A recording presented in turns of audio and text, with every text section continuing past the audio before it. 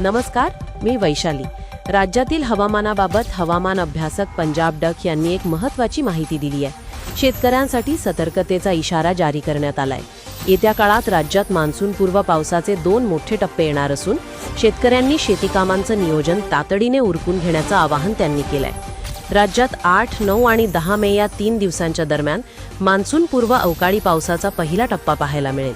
हा पाऊस विशेषतः पूर्व आणि पश्चिम विदर्भात अधिक सक्रिय असेल. यामध्ये वर्धा, नागपूर, भंडारा, गोंदिया, यवतमाळ, चंद्रपूर, गडचिरोली तसेच अकोला, अमरावती, बुलढाणा आणि वाशिम या जिल्ह्यांचा समावेश आहे.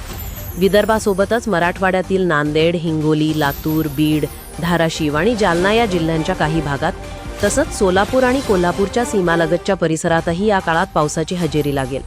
पावसाचा दुसरा आणि अधिक व्यापक टप्पा 14 मे ते 20 मे दरम्यान पाहायला मिळणार आहे.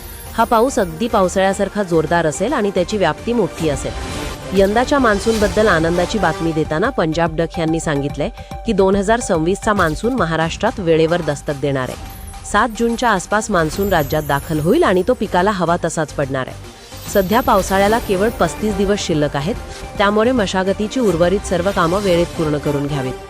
हवामानाचे असेच प्रत्येक ताजे अपडेट्स आम्ही तुमच्यापर्यंत पोहोचवत राहू. धन्यवाद.